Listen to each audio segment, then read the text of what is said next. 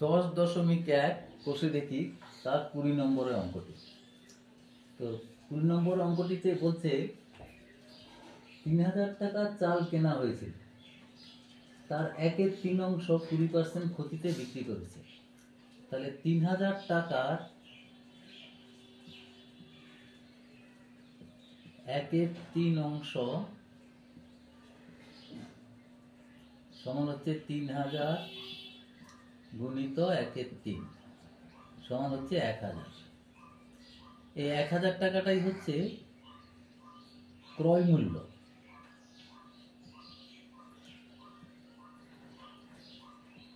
তাহলে 20% ক্ষতিতে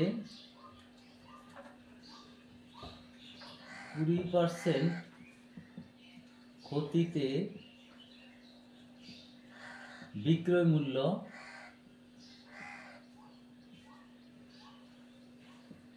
equal to হবে 1000 গুণিত 100 বিয়োগ 20 বাই 100। তাহলে এটা হবে 800 টাকা। আবার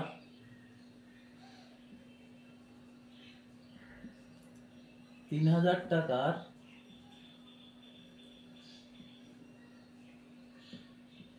2/5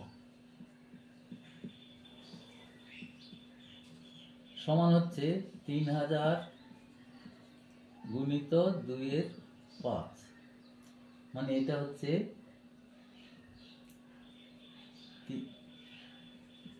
6 1200।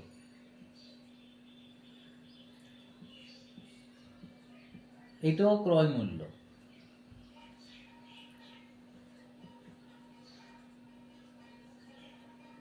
তাহলে এবার এটা বলছে লাভ করছে 25% লাভে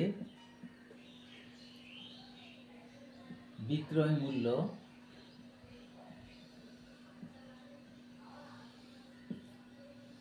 সমান হচ্ছে 1200 গুণিত 100 যুক্ত 25 বাই 100 ইকুয়াল টু, এটা ক্যালকুলেশন করলে হচ্ছে 1500 টাকা।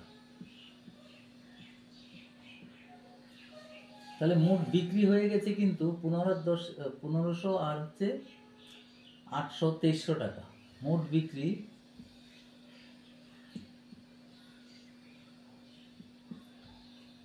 তাহলে 800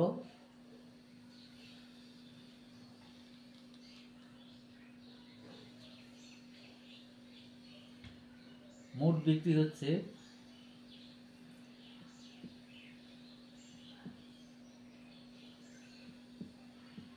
800 যুক্ত 1500 সমান 2300 টাকা।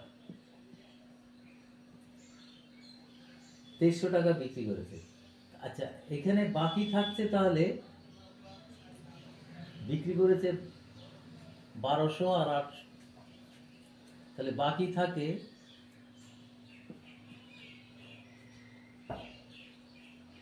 3000 টাকা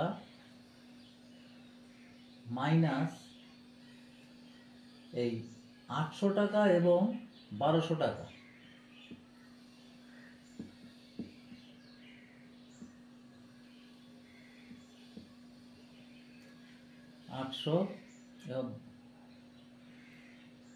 এবং 1200 আর বিক্রয় হচ্ছে এখানে 1000 টাকা, সরি 800 না 1000 টাকা।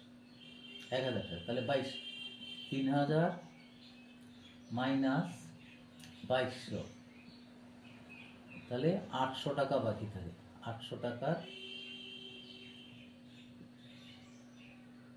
চাল, 800 টাকার চাল বাকি থাকে।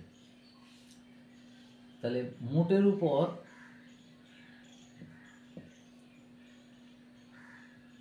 মোটের উপর 10% লাভে বিক্রয় মূল্য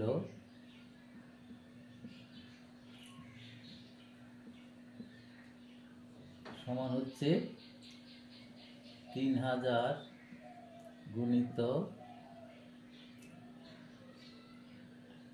100 যুক্ত 10 বাই 100, তাহলে 3300 টাকা।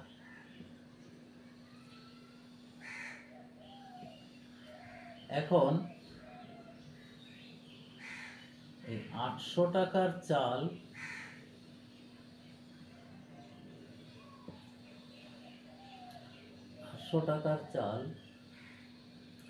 বিক্রি করতে হবে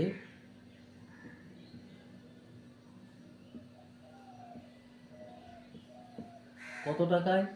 মানে 3300 টাকা বিক্রি করার কথা, তাহলে বিক্রি অলরেডি হয়ে গেছে 2300 টাকা, তাহলে তার মানে 1000 টাকায় বিক্রি করতে হবে।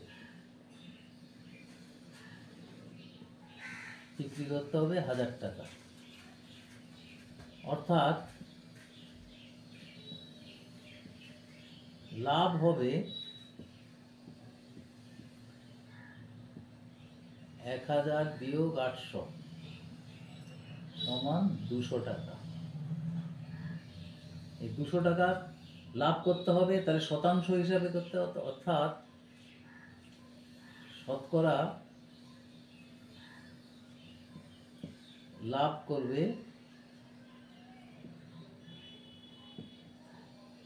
করবে 200 বাই ক্রয় মূল্য ইন্টু 100 ইকুয়াল টু হচ্ছে 200 গুণিত 100 বাই 800। 800 টাকা ক্রয় মূল্য হচ্ছে তখন এখানে 800 টাকা।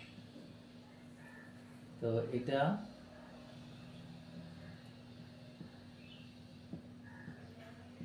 25% লাভ করতে হবে। এ হলো 20 নম্বরের অঙ্কটা।